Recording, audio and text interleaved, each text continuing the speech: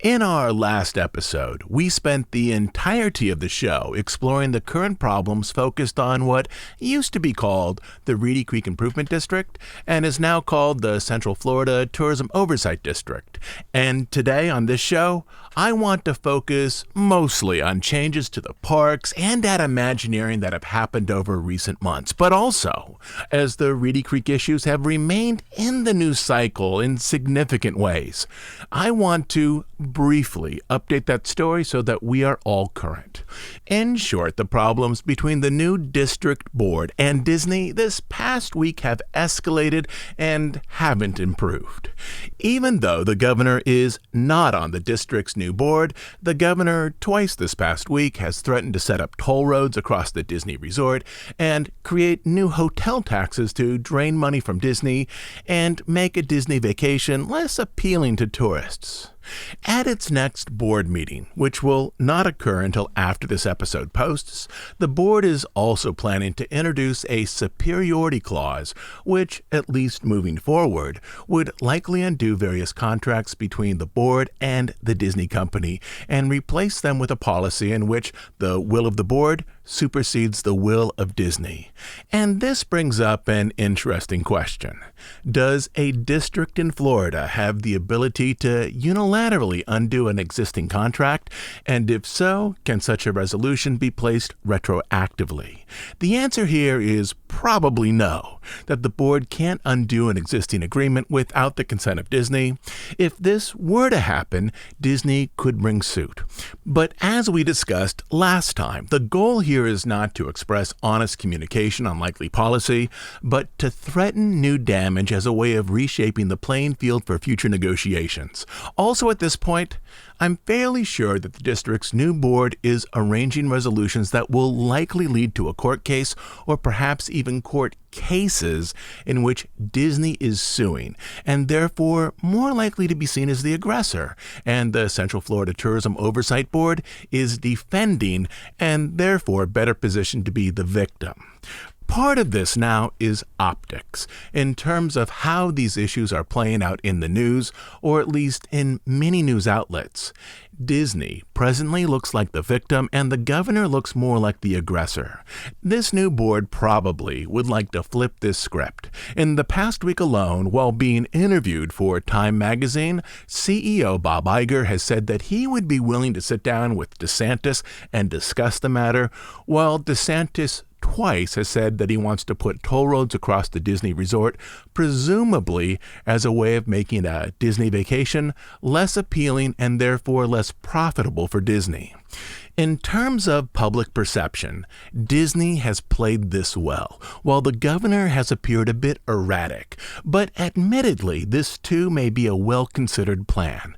This erratic shoot-from-the-hip image may be something that helps DeSantis craft a political image in public space that could be useful in a presidential primary. But it's not creating a large wave of public support for the state's position with Disney. That is, DeSantis' response may be well-planned, only that he feels creating the image of a forceful president may be more important right now than managing optics and the ultimate outcome of the Reedy Creek issue. Also, no doubt, the Central Florida Tourism Oversight Board has decided that a court case, aside from its massive expense, can only improve their position in terms of power, as presently they're powerless except to manage roads and to oversee some other infrastructure elements. That is, there's little to be lost by pushing Disney into a position where the company sues the board, likely for breach of contract, because possibly the new board might gain something from such a case. But again, today, we are pushing this aside, at least for a little while, and moving on to other stories. In the past week, I've walked through both the Florida and the California resorts. We are going to talk about what's changing, what's working, and also what's not working, and how the two American resorts are reshaping themselves with slightly different identities as we move into the second half of this year. So if you're ready, here we go.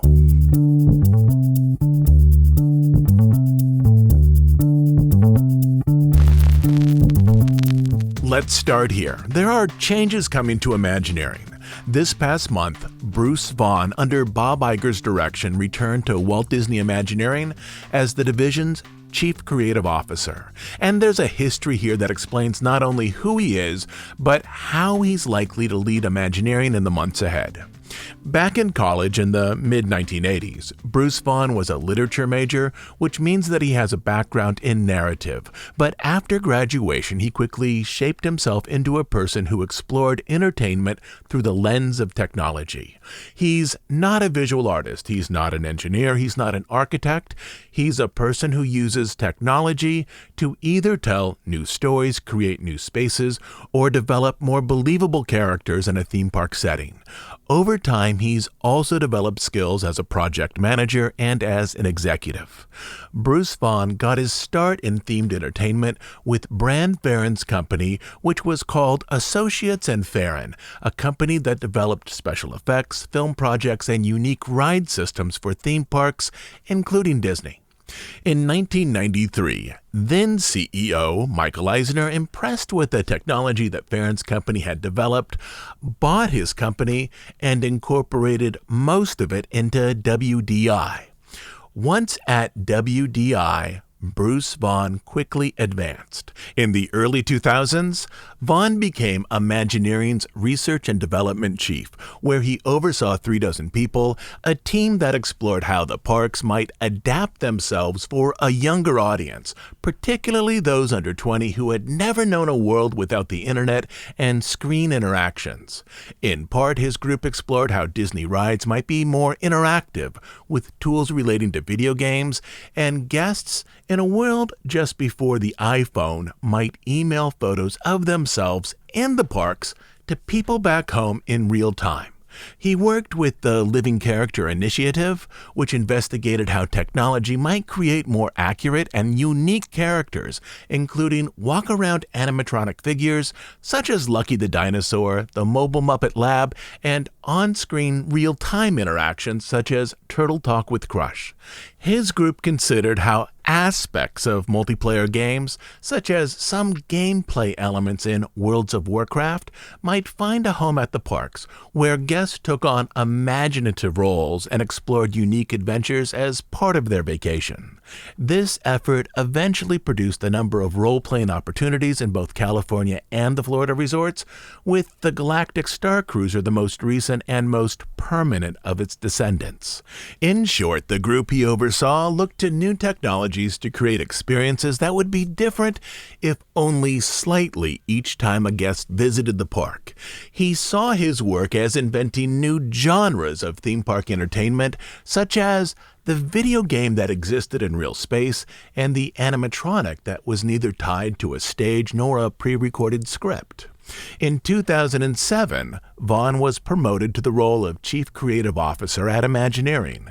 In this role, he oversaw efforts at Imagineering, WDI's Research and Development Labs, and Creative Entertainment to develop theme park attractions, new lands, as well as attractions for other venues outside of the parks, such as within the cruise line. But in terms of the American resorts, Vaughn oversaw Imagineering as the parks were expanded and redeveloped, which was necessary after the final decade of the Eisner era, when the parks, at least in the States, fell into a type of decline. During his time as the CCO, he oversaw two of the most successful expansions at the American parks in recent years, which, in my opinion, are Pandora and Cars Land.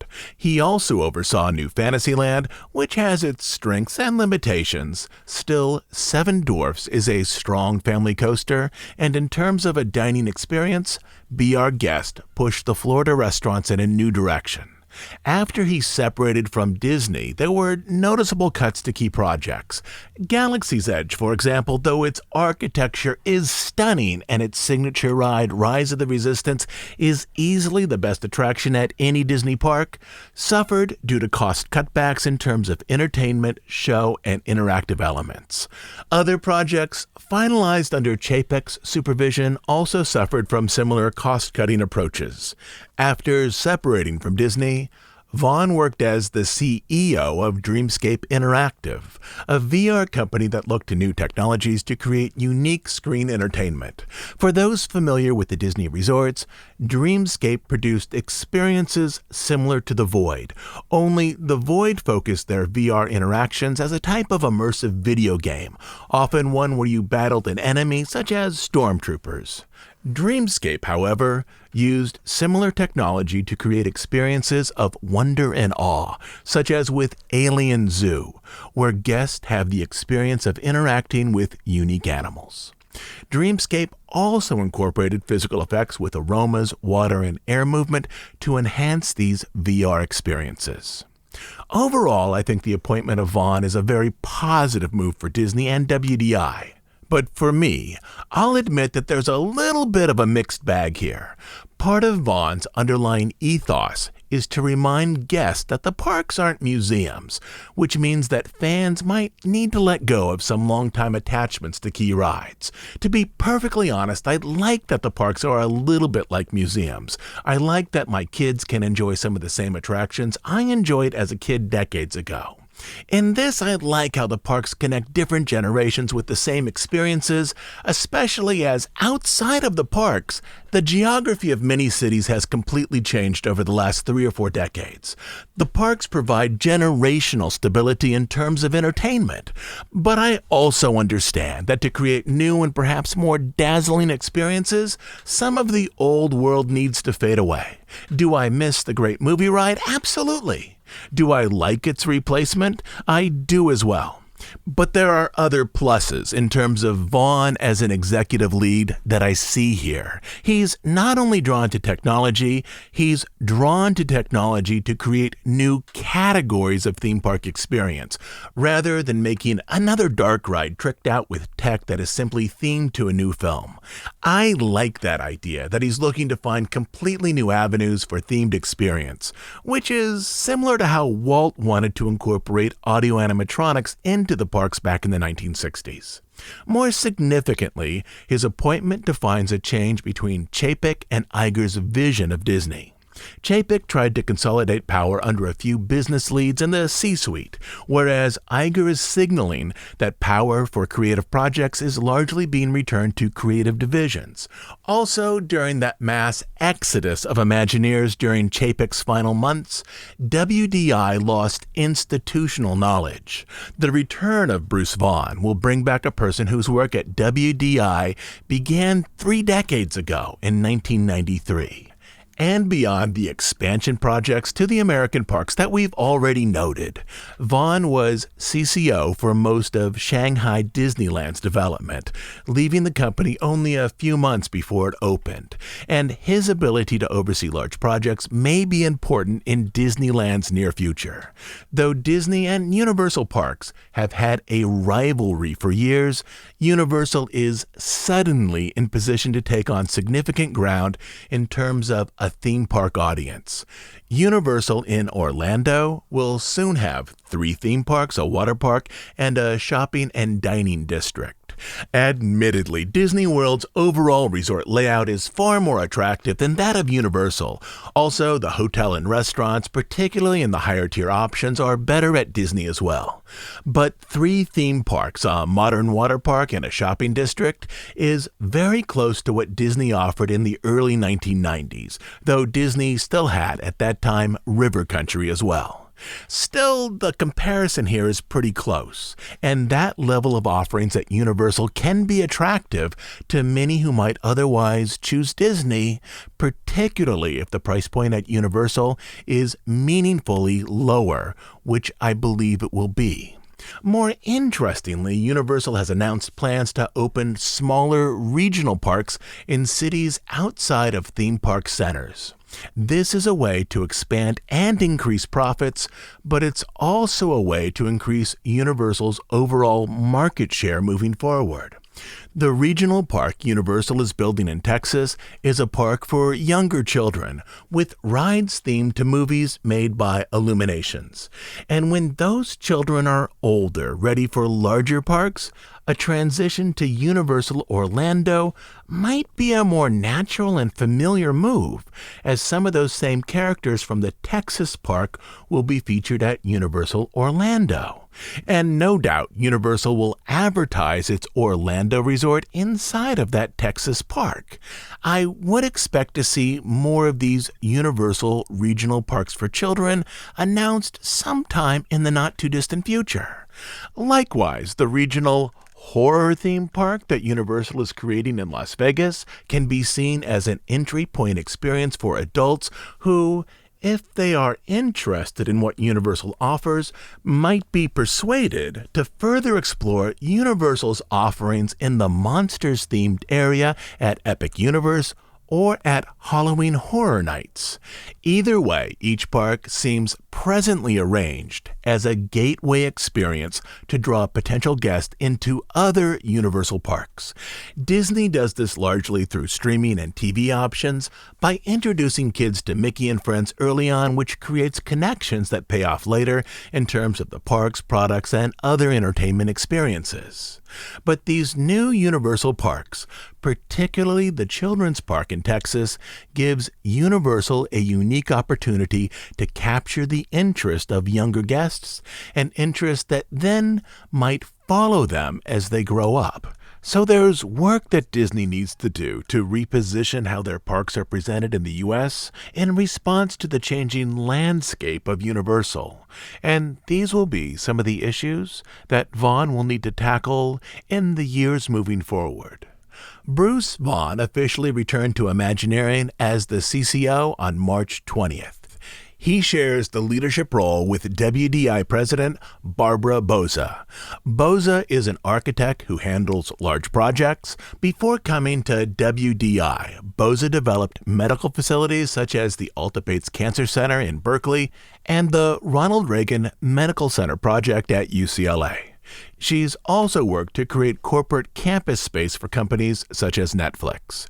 She has focused on projects so large that some of them might be described as communities. Her past aligns her more with WDI projects such as Cotino, the story living community Disney is developing just outside of Palm Springs, while Bruce Vaughn is squarely in themed space. So the division of labor here seems somewhat clear moving forward. Both of them will be reporting directly to Bob Iger, and I expect in the months ahead we'll see a push both to rehire Imagineers and also to expand Imagineering projects as they relate to the American parks. Before we push on, I want to mention that on Bandcamp, if you scroll back a few years, you'll find an episode called Hollywoodland, which includes the story of how Brand Farron's company was integrated into Imagineering. Though Bruce Vaughn came out of a liberal arts background, most of Farron's team were academics, people who held graduate degrees, including PhDs, from places like MIT. And once they arrived at the Glendale Imagineering campus, there was somewhat of a culture shock for both the Disney and the Farron people before the team started in on some unique projects. Anyways, it's one of my favorite bits of modern Disney history. The episode is called Hollywoodland, and you'll need to scroll back seriously about 4 years to find it on Bandcamp, but I think you'll find that it's worth it.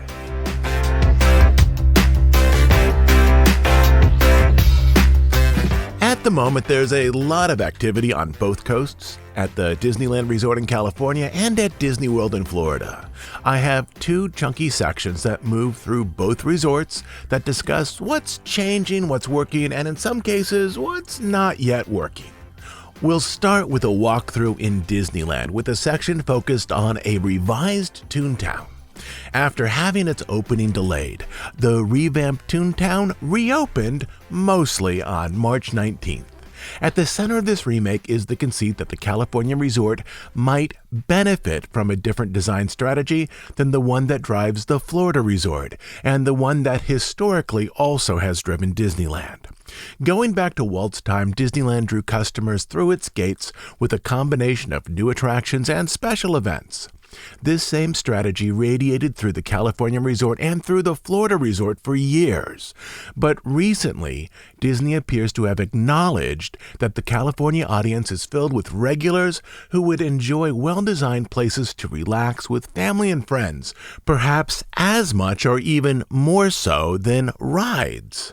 I've mentioned before that, at least in California, the current year, 2023, is shaping up to be the year of the lovely space, far more so than the engaging ride. In Disneyland, the new space in Toontown has removed a lot of cement and replaced it with open park-like areas. This mostly means artificial grass and real trees, with large areas left open for play or even picnics.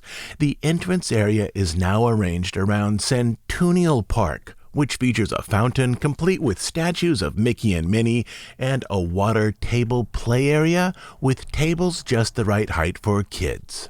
Next to the fountain is Walt's Dreaming Tree. This is a reference to Walt's dreaming tree in his boyhood home of Marceline, Missouri, surrounded by more open grass space. Fanned out from the Dreaming Tree are a series of bench-like padded roots intended for play or relaxation. Just down the way are the two revamped food service areas. Daisy's Cafe sells quick service fare such as hot dogs and fold-over pizza. My recommendation here would be to get the bag of house-made chips with chili cheese dipping sauce and get lunch elsewhere, as there are some better food options in the park. The house-made chips, though, are very good. Pluto's Good Boy Grocers sells grab-and-go snacks, such as cheese, granola bars, goldfish crackers, applesauce, packages of seedless grapes, and so on. They even sell red and white checkered picnic blankets, complete with images of Mickey and Minnie, and also images of a few cartoon ants.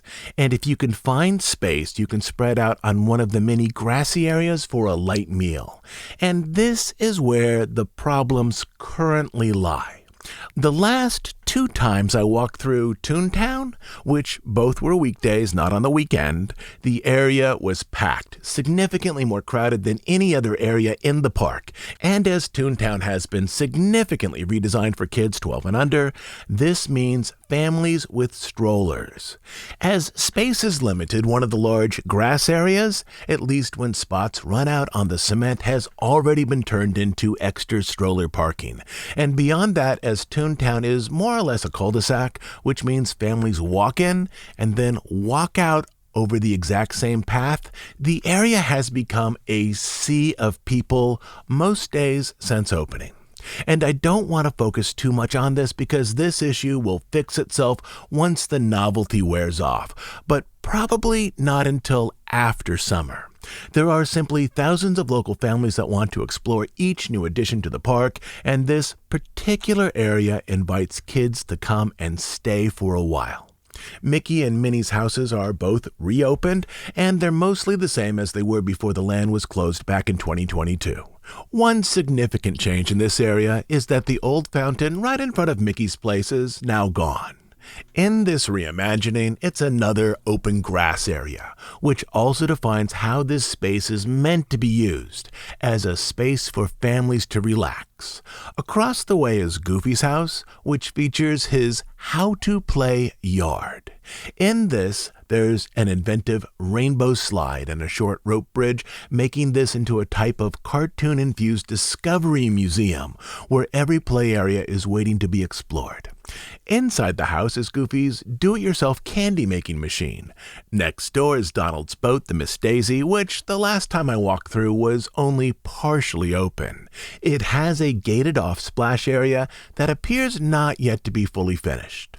Just down the way is Gadget's coaster, once related to the Rescue Rangers from the 1990s, popular when Toontown initially opened.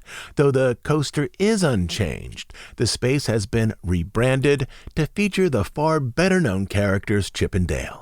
There are playful statues of the Chipmunk duo prominently placed inside the ride area. Gadget is still there, but if you weren't around for the original run of Rescue Rangers, which was in the late 1980s and early 1990s, Chip and Dale are now the centerpiece characters in this ride. Before the rehab, the space next door was Chippendale's treehouse. Long ago, the treehouse had been an acorn ball pit. The acorn ball pit closed back in 1998 due to hygiene issues. Now, though, the entire treehouse is gone. In this new version, this area is yet another open space with artificial grass called Popcorn Park. At the back of the park is a covered area, a cave-like space behind some blue rocks with softer music and dim lighting, so that children experiencing sensory overload can find a quiet area to calm themselves. For active kids, Toontown is now arranged as an expansive activity, something that is the antidote to waiting in long lines. And in this, there's an interesting financial proposition. Will this area, which is essentially a city park with enhancements, attract traditional families on vacation for more than a quick visit, as they are paying $125 or $150 per person per day? Or is this area going to become the family version of an outdoor Magic Key lounge? I'm guessing it's going to become the latter.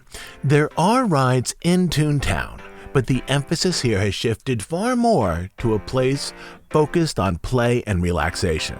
And as for the question, will this appeal to traditional tourists? The final answer will play out over the coming year once the initial wave of interest dies down. Across the way, over in DCA, work continues on San Francisco Square, which is replacing the old Pacific Wharf area. Unlike Toontown, this is an area that will not be anchored by even a single ride or attraction, only a meet and greet area in a repurposed area that is already built. I can see that some families on traditional vacations, especially with young kids, will be attracted to the Toontown play area, but San Francisco Square is an area to relax with friends with light food, beer, and drinks in a space themed to the film Big Hero 6.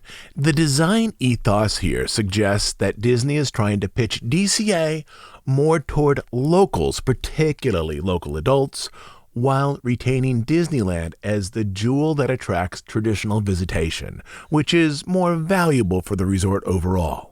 In Florida, there's a similar divide between the Magic Kingdom, which is for traditional tourists, and Epcot, which is more for locals in terms of attendance patterns. Work for San Francisco Square appears to be about half finished, with the bridge repainted and scaffolding enclosing many of the old Pacific Wharf buildings. Earlier this year in Disneyland, Indiana Jones closed down for a much-needed refurb.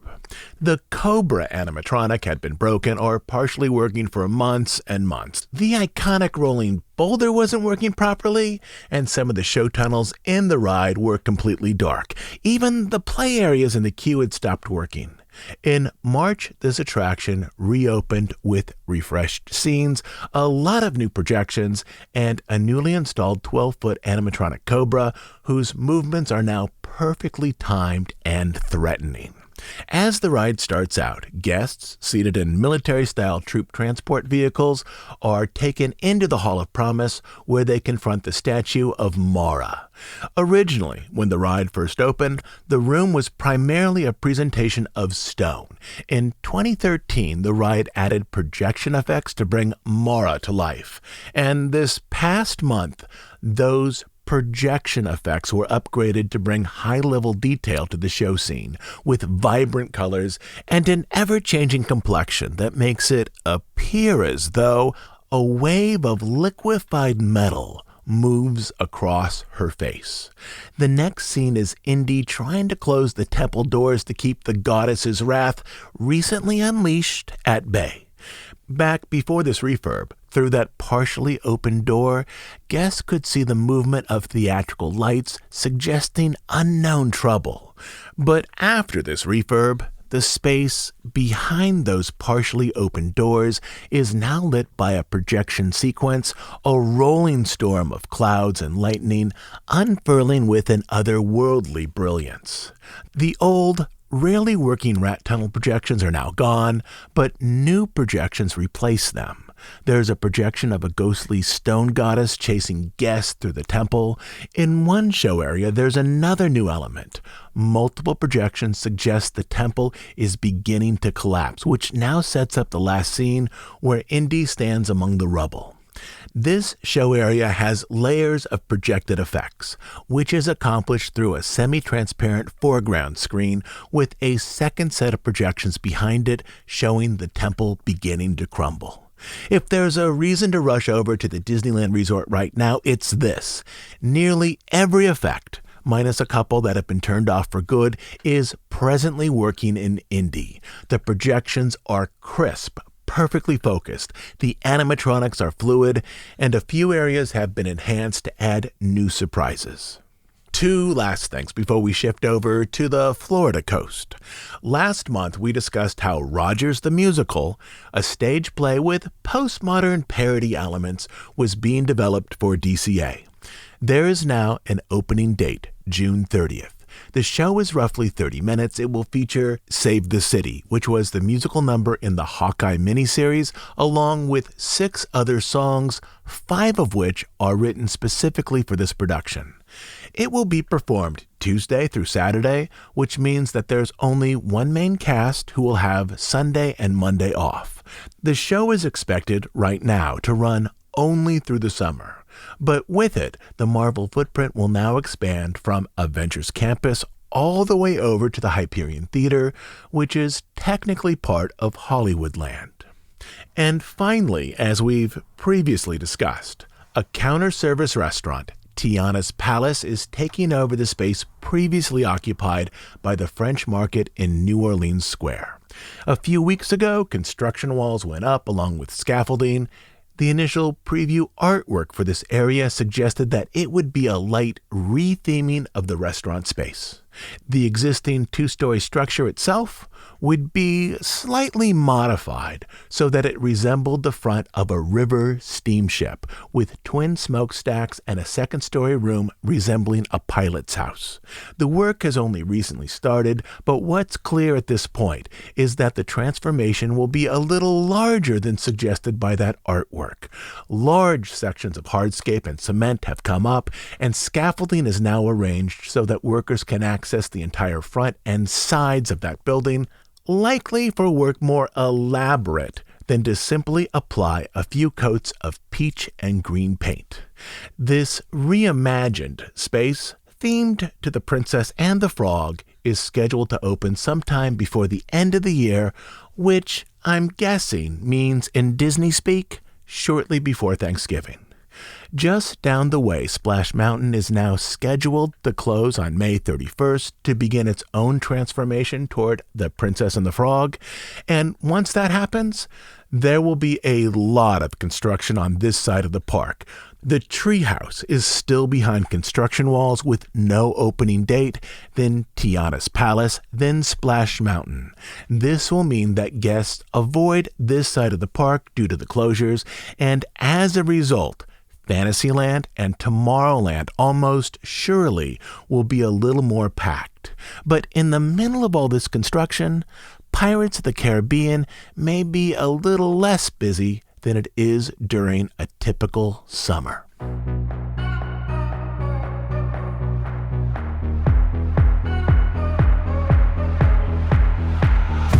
Out at Disney World in Florida, there are also a lot of recent changes. We'll start at the Magic Kingdom. The Tron coaster is now open to the public, and let me put this up front. This is a very short ride, about a minute from launch to unload, but I'd say that this is a better coaster experience overall than Rock and Roller Coaster or even Seven Dwarfs Mine Train. Though not as strong as Cosmic Rewind, Slinky Dog, Everest, and largely due to its lovely outdoor stages, Big Thunder, I'd easily place Tron alongside Space Mountain and maybe even a little ahead of it.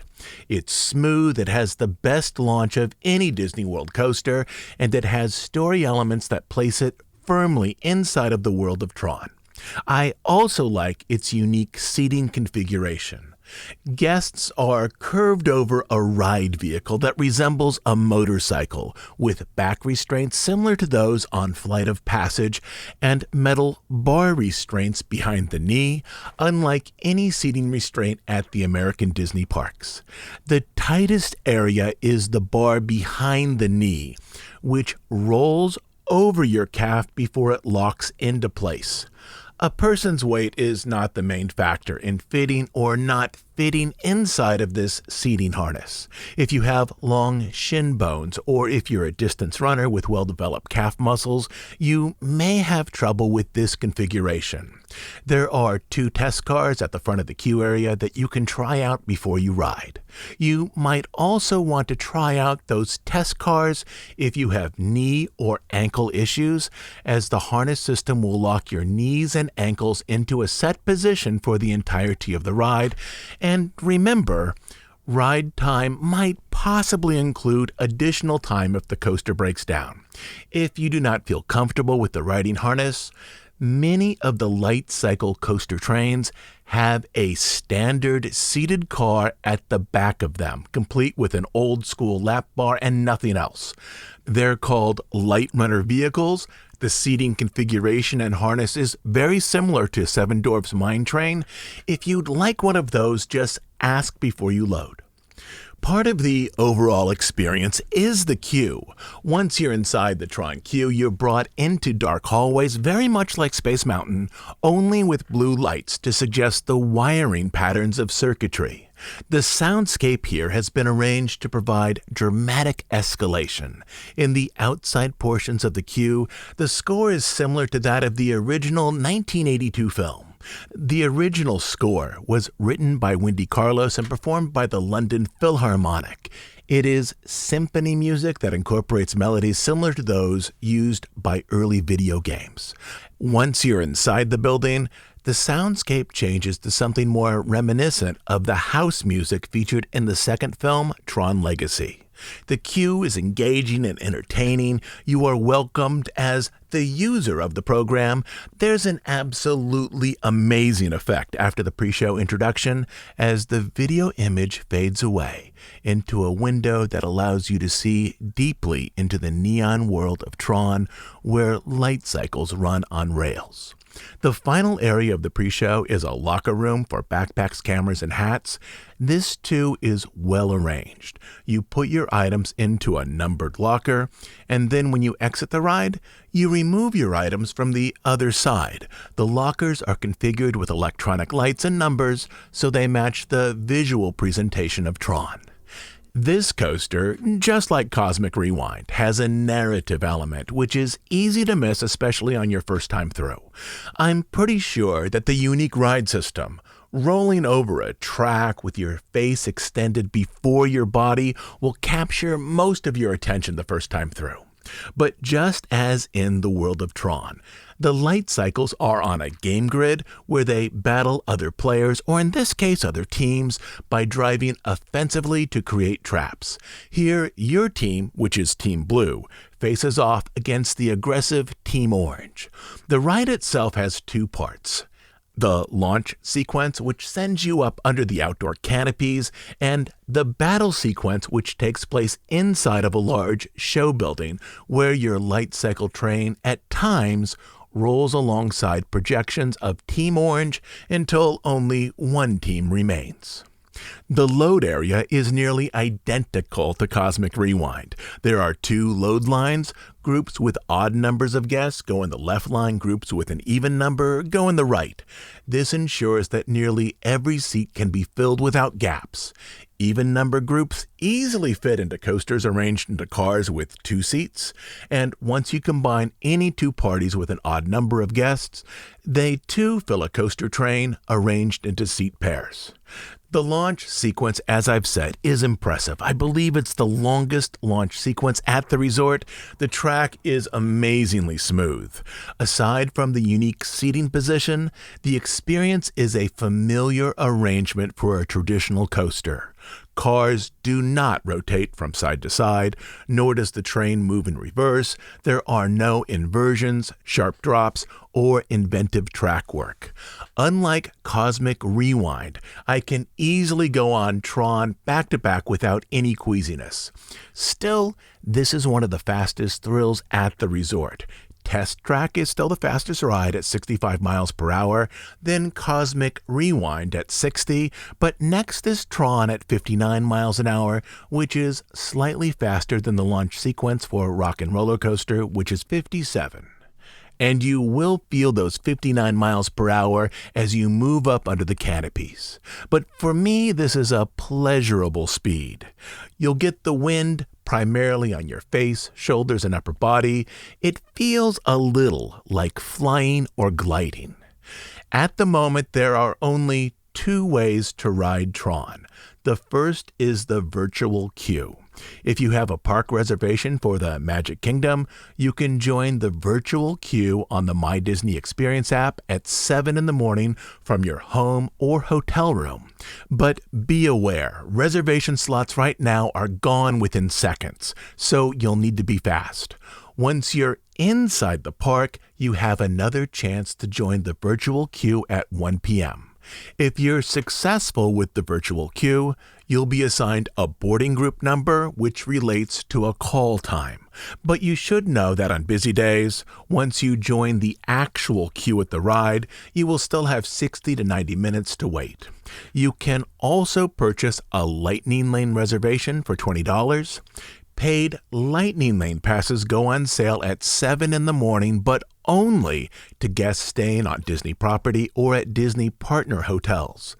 To purchase a Lightning Lane for a ride time before 2 p.m., you must have a park reservation for the Magic Kingdom.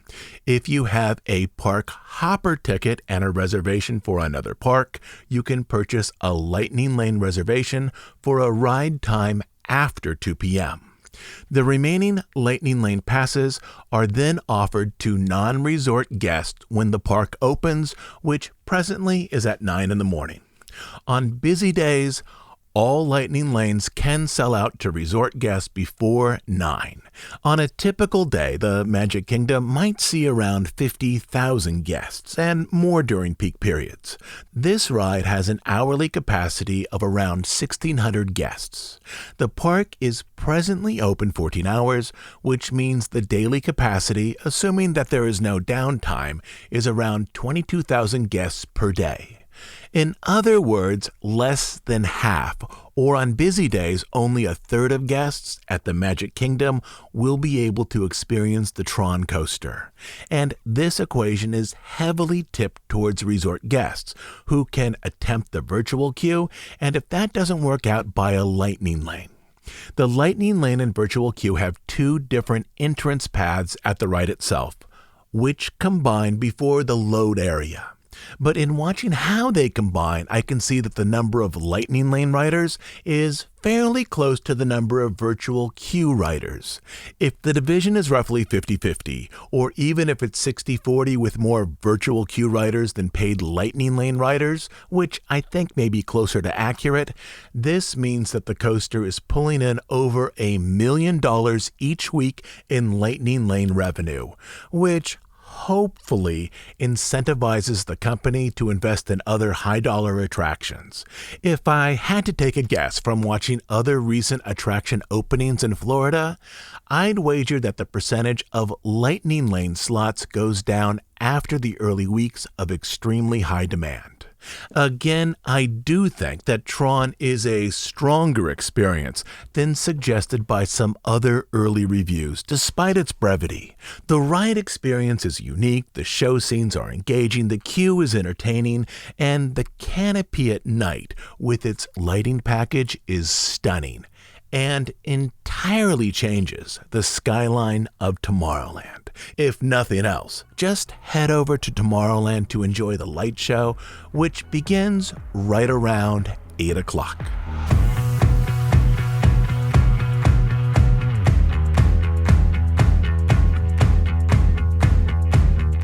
Before we leave the Magic Kingdom, I want to touch bases on the redo of Splash Mountain.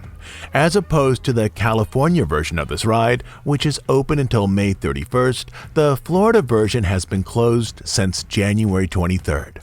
The top of Splash Mountain once was marked by Chickapin Hill, which was a hollowed-out chinquapin oak. In the past few weeks, scaffolding has gone up around the hill, with that old tree now removed, leaving just the hill.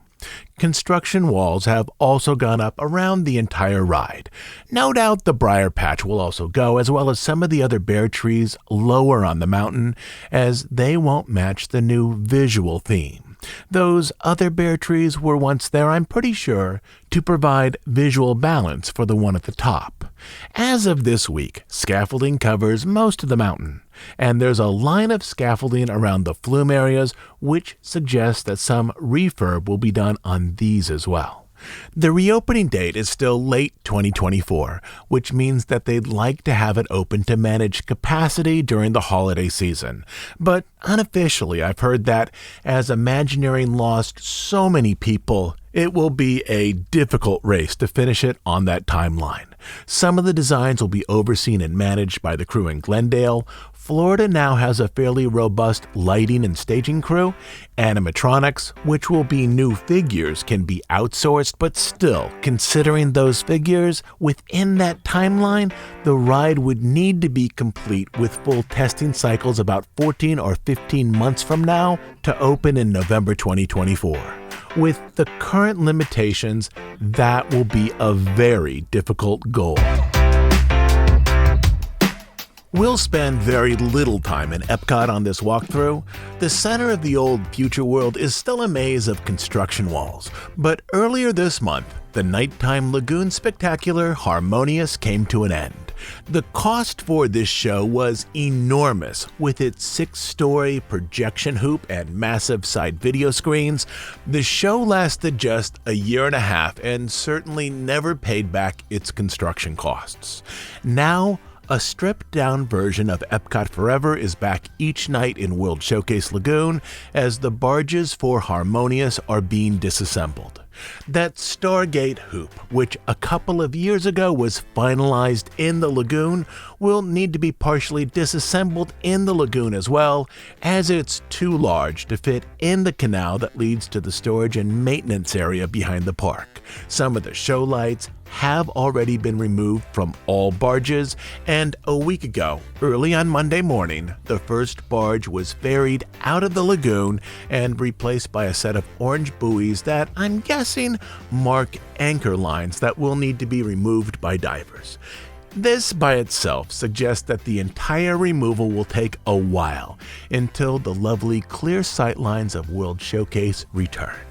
For the foreseeable future, Epcot Forever plays each night around the remnants of Harmonious, minus the jet skis and kites that were part of the original show. Epcot Forever was planned as a minor show to be a placeholder as Harmonious was built, and now it's a placeholder show as Harmonious is taken apart. I will say, though, that it is very nice to have Walt's voice back in the park as part of the show's narration. I like, too, that this show celebrates the history of Epcot with music from World of Motion, Horizons, and even Kitchen Cabaret. Lastly, guests no longer need to bunch up by the port of entry store to get the one and only truly good view for Harmonious, as Epcot Forever can be viewed well from almost any place around the entire lagoon. The last new experience to explore today is over in Toy Story Land at Hollywood Studios, the recently opened Roundup Rodeo Barbecue restaurant. And I will put this up front, this is a mixed review. There are some positive elements, but some negative ones as well. But at the end, I'll also point you in the direction of some more satisfying experiences in the same vein. Like most everything at Roundup, the environment is a series of hits and misses. It's a large box of a building. Its footprint is literally a rectangle, which has a partial divider, which helps create two smaller environments inside the structure.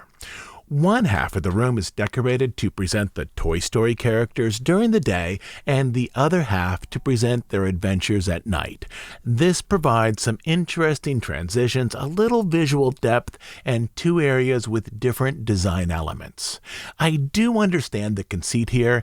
It's a box because Andy has made this restaurant out of a box, and as such, Andy has made or drawn most of the things inside the restaurant as well. But most Disney restaurants, particularly in this pricing tier, have a far more imaginative layout with multiple rooms, curved borders, and complex arrangements. The boxiness of this restaurant makes it feel immediately like boxy retail restaurants at strip malls such as Roadhouse Grill. The decorations throughout the restaurant point to the designs of Toy Story Mania, with its oversized props and painted flats. Both of those elements exist here, gigantic board game pieces and painted flats that react to black light, but at Toy Story Mania, the whimsical flatness of the early design leads to a complex and engaging computer system that interacts with 3D screens. Here, the painted flats and the oversized props are an end in themselves. In this, it feels a little like a restaurant version of the All-Star Resorts, which are the least expensive value resorts on property, yet the pricing of this restaurant suggests that it should be significantly above those value-level elements. The food, too, is a mixed bag. The food starts with bread service, which is cheddar biscuits and a pepper jelly, which is fabulous. The jelly has a sweetness which undercuts the spice. All three salads work reasonably well. The kale and romaine was the best of them, with Granny Smith apples, pumpkin seeds, and a light green goddess dressing. The least imaginative was the watermelon salad, which was cut watermelon garnished lightly with mint leaf. But again, I understand this is a restaurant for families with young kids, so some of the food offerings need to be fairly basic. With the meats and the sides, things started to fall apart. Again, I'll talk about both the good and less good aspects. The restaurant is an all-you-care-to-enjoy venue, so each table, unless they ask for the meatless options, receive all 4 meats and a range of sides. The sausage was surprisingly good, with smoky flavor and some spice. The chicken, a fairly straightforward rotisserie option, was good as well, though no better and no worse than a rotisserie chicken from any grocery store. If you wanted, you could make an entire meal out of the chicken and the sausage, as your server will endlessly refill each option. But beyond this, the food quality went down. The brisket had a significant layer of fat that needed to be trimmed from each piece.